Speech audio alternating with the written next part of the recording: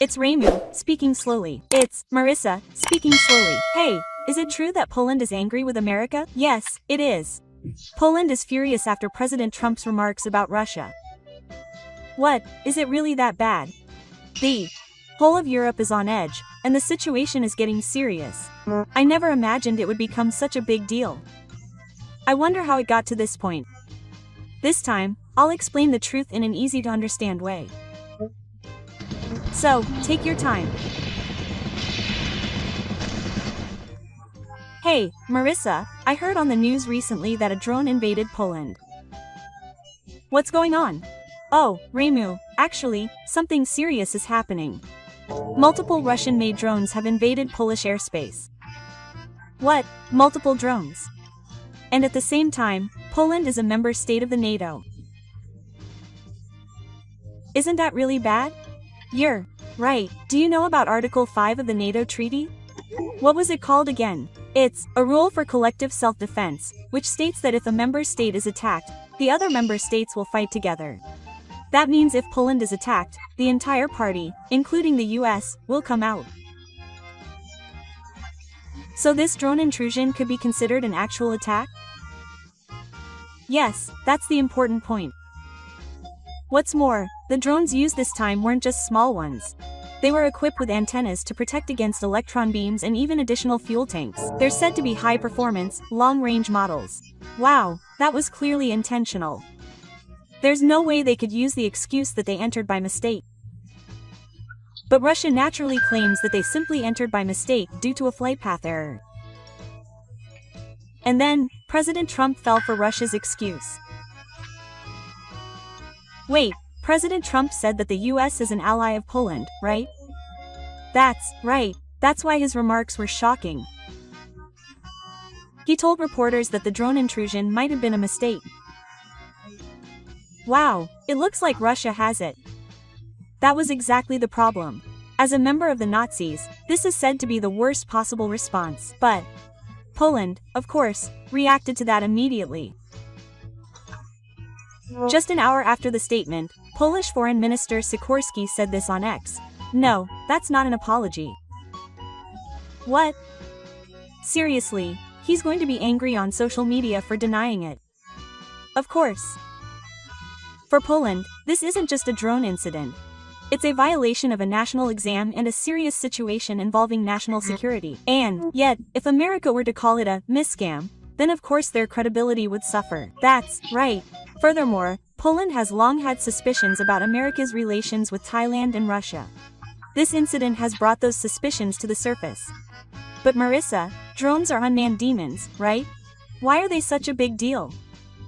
Remu, drones are a powerful weapon in today's wars.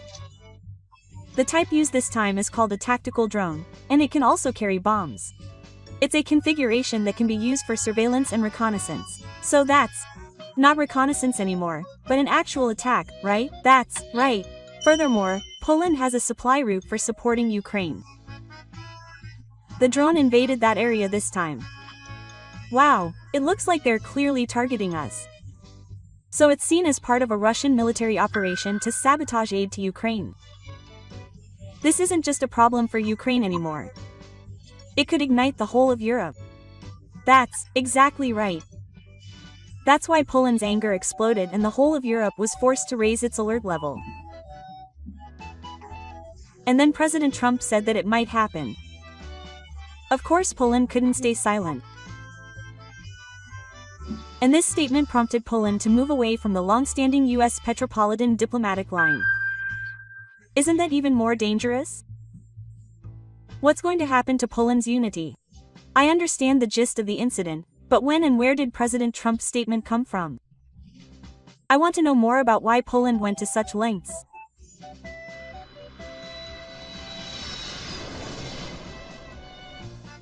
Immediately after the incident, on the same day that the drone intrusion was reported, President Trump said this at a press conference.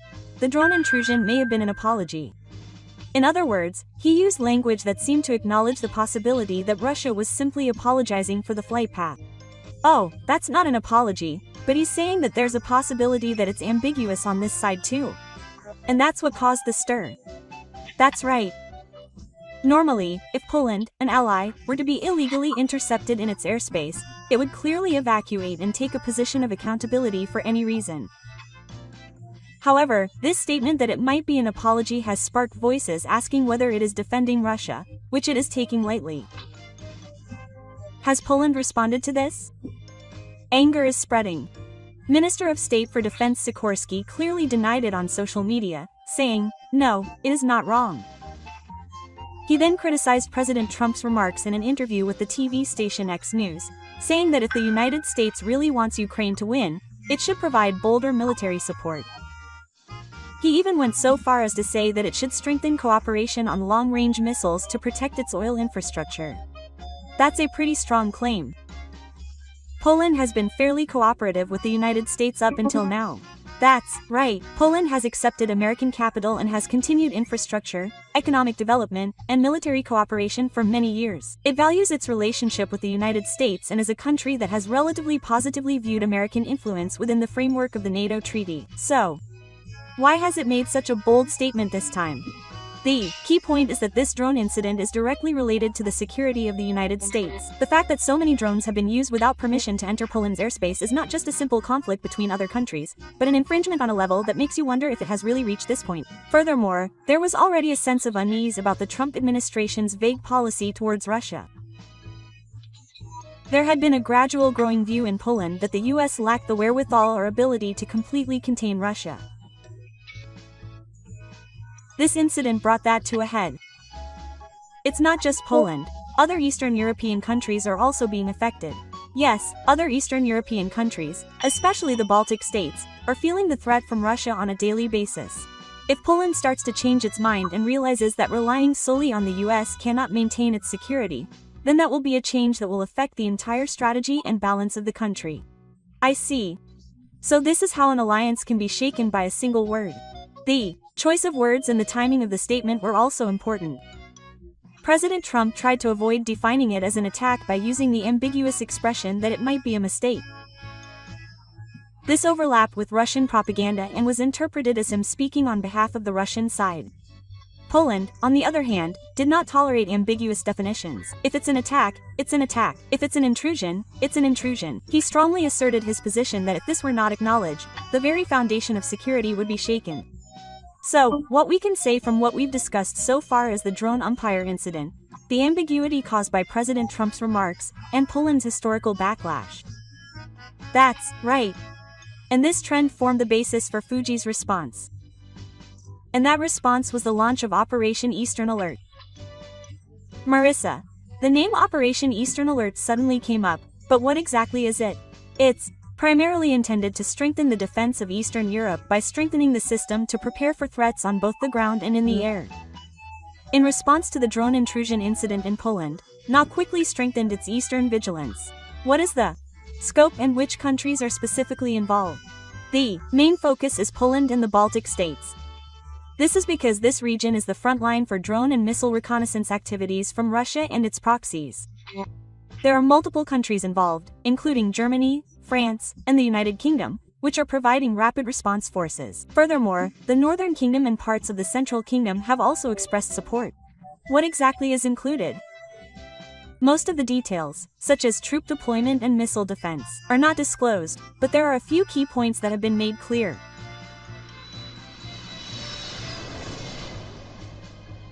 Hey Marissa, how exactly is NATO strengthening its defenses? Broadly speaking, there are 4 main measures being implemented. First is strengthening early warning. They are setting up a system to share radar and reconnaissance information 24 hours a day to detect drones and missiles as quickly as possible. So they are keeping a close eye on them. So what do they do if they do find them? The next most important thing is to strengthen air defenses. They are rushing to deploy interceptor missiles and drones, and are also increasing equipment and bases to deal with small drones in particular. It's true that drones these days are small and fast.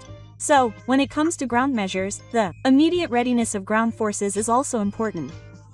When necessary, they are sending troops from other Eastern European countries to Poland and the Baltic states, and increasing joint training. Collaboration is important, isn't it? How do they share information? That's the last point, information sharing and joint operations. They are sharing reconnaissance satellites, drone footage, and electronic information in real time, and they are also planning to actually patrol the skies together. I see. It's not just military power, but also information and coordination. That's right. Speed and teamwork are the lifeblood of the current party. The situation in Poland has suddenly become tense thanks to the territorial arbitration by Russian drones.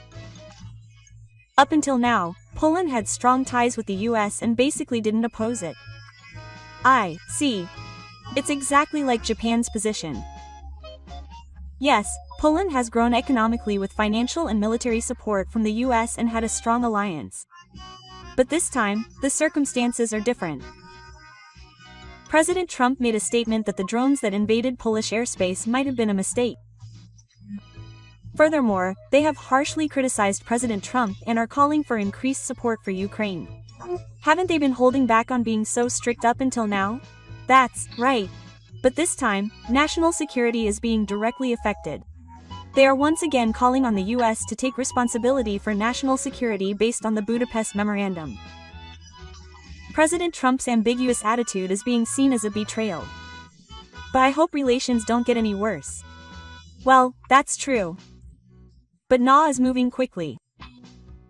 What exactly is it like? The details are confidential, but major European countries are working together to quickly establish a defense system. In particular, the Polish military has been dispatched to Ukraine to learn drone interception techniques and missile countermeasures from the Ukrainian military based on practical experience. It feels like they are preparing for an emergency. Oh, so Ukraine is now in the position of teaching? Yes, previously, advanced countries were in the position of teaching, but Ukraine has practical knowledge of the front lines. Poland is also working to develop cheap and effective anti-drone weapons. This is the reality of modern warfare. I see. But why is President Trump taking such an ambiguous stance? Military analysts say that President Trump does not want to admit the failure of his anti-Russian policy. Furthermore, President Trump has been trying to divert attention from the Ukraine issue by bringing up conflicts in other countries on TV. Poland and NATO are deeply suspicious of this. If he were to acknowledge the Russian attack as an invasion, it would seriously damage his own image and support base. In other words, he is distorting the facts to protect himself. A major crack is appearing in the unity of the West. That's what it means. That's why Poland is pushing forward with its defense strategy on the ground without relying on President Trump. Poland's anger is not just political, but also a warning to the entire West. What will happen from now on? Poland's actions will affect not only Ukraine but the world. If the ambiguity continues, the Western alliance may truly collapse. Now is the time to demand strong unity and a clear policy.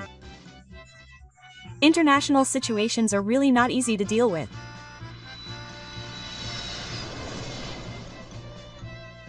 What will happen to the relationship between Poland and the United States? It's clear that a drone was intercepted in Polish airspace, but President Trump said it was probably a mistake. He also made a statement that slightly acknowledged Russia's position. Poland has angered Poland by doing that, so it will probably look bad for a while. Of course they would be angry when their own country is in danger of being attacked and they are told it was the other party's mistake. Moreover, Polish Foreign Minister Sikorski immediately refuted this on social media and strongly stated that it was not a mistake. President Trump's attitude is also being seen as a betrayal of the alliance. Well, that's true. It goes against the promise of the US-Poland alliance. That's right. I think Poland felt that President Trump wouldn't keep his promise because he didn't acknowledge the Russian attack and took an ambiguous stance. I never thought something like this would happen in Poland. Oh man, I can't believe President Trump made such a statement. I don't know who to trust anymore. That's true. International politics aren't that simple. There are a lot of hidden circumstances that don't come to light, and there's also information manipulation. That's why we need to do our own research and think carefully. That's right. The important thing is not to just be scared, but to know and be prepared. But I don't want them to be extorting money anymore. I hope they don't go down the path of World War III. Yeah, that's right. I hope they resolve it peacefully.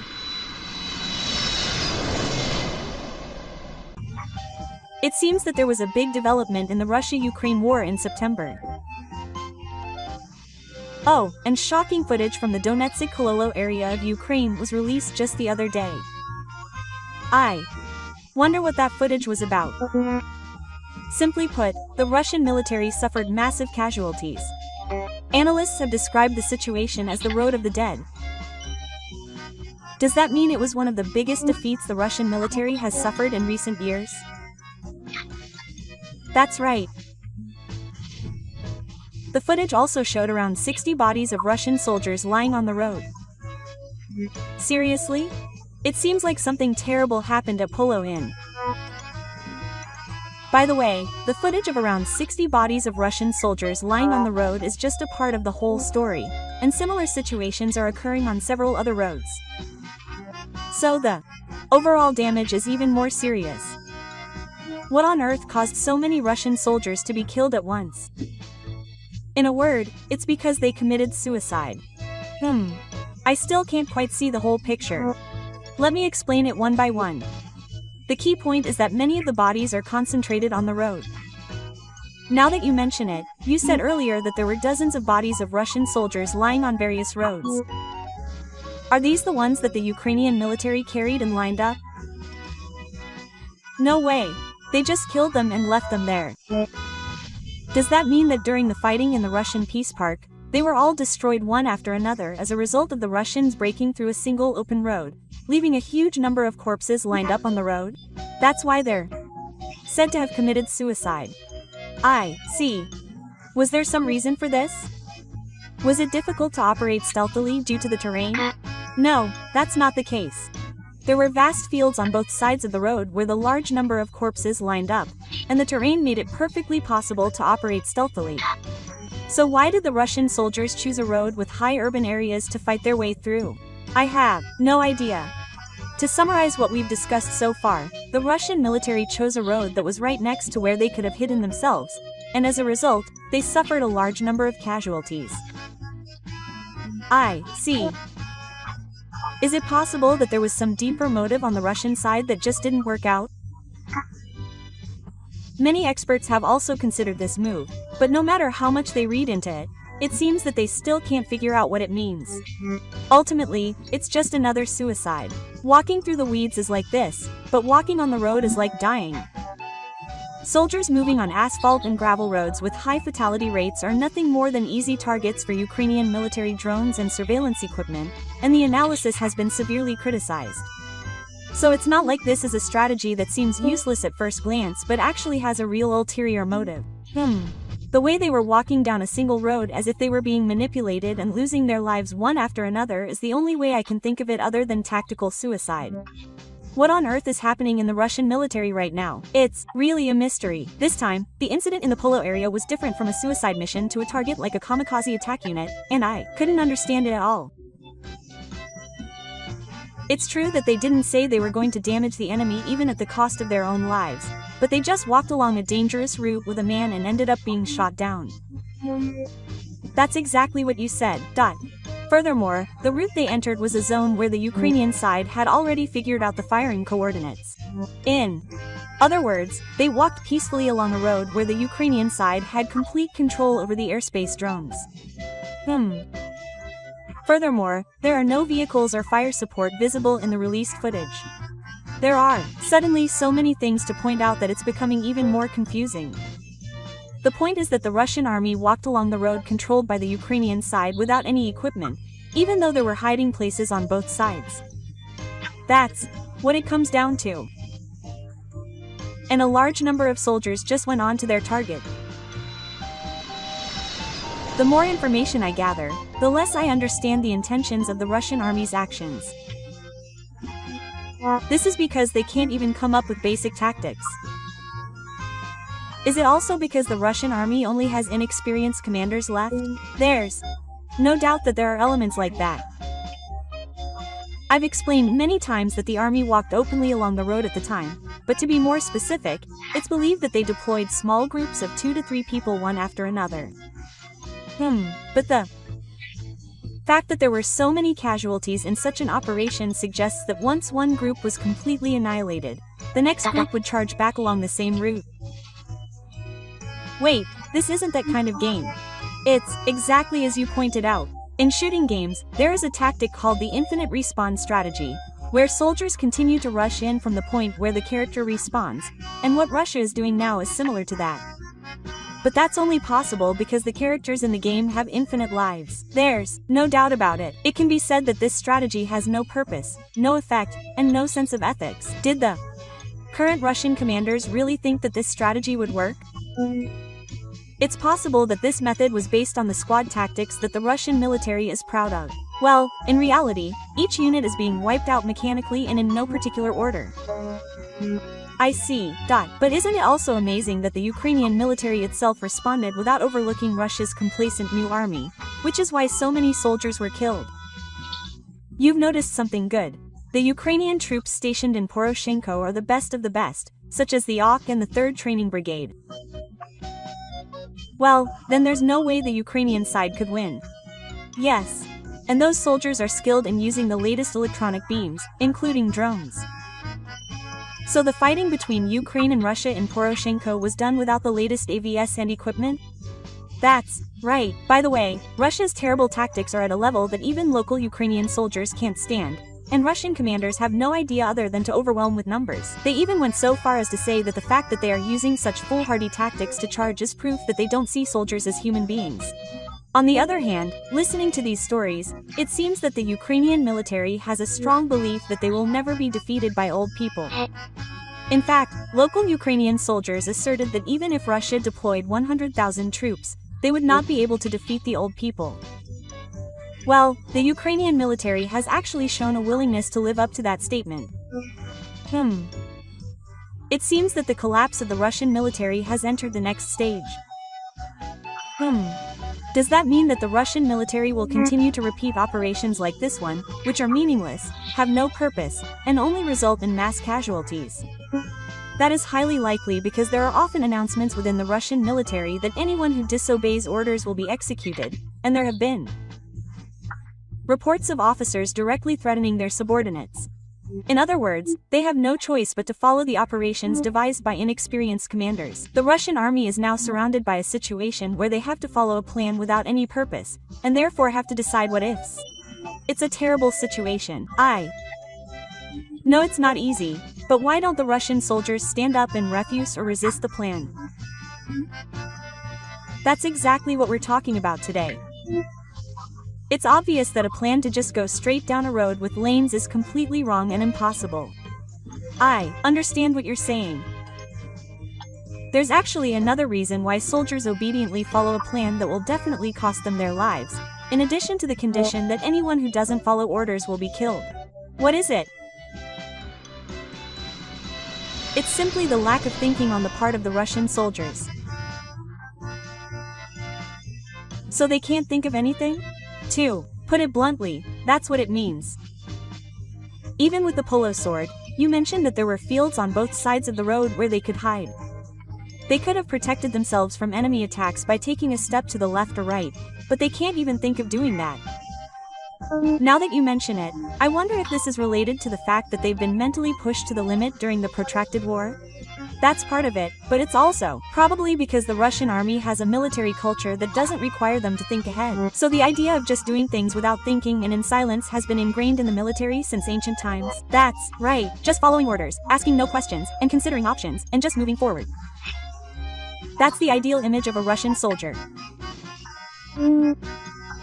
An emotionless military, combined with a lack of planning and tactics, has led to the current state of affairs. Oh, and, on top of that, the military is indifferent to human life, so it's really the worst. The cycle of throwing new weapons at them and getting burned to the ground will probably continue indefinitely in the Russian military. Let me confirm again here. Even though things are so bad on the ground that they're just charging in without any preparation, President Putin is still trying to continue the war. Oh, by the way, Putin's right-hand man, Dmitry Medvedev, happily announced a plan for the Russian military to recruit 400,000 new soldiers per year. Yes. Aren't they planning to continue this hellish cycle of mindless assault operations in earnest for a while longer? It seems like the goal is to replenish the mass attrition line. Russia really doesn't see its soldiers as human beings. They are nothing but expendables. And the front line where the most expendables are being thrown is the one that includes Poroshi. Could it be that the war will continue unless President Putin is brought down? That may be a high possibility. Even in the face of a surrender like Poroshi, the Putin regime has not given up on its path, and has made it clear that the operation will continue unless Ukraine becomes a peaceful army and abides by territorial law. It seems that the number of casualties is not a problem for him. Yes, the deaths of soldiers are nothing more than statistics, and the settlement of defeat is ignored, and only a structure without a strategy is maintained. Therefore, Russia is still issuing orders to charge while continuing to pave the way for death. It seems that we will have to keep a close eye on what the Russian army will be like by the end of September. That's all for the explanation. Was it easy to understand? So if you enjoyed this video, please subscribe to the channel. Thank you for watching. Come back and relax again.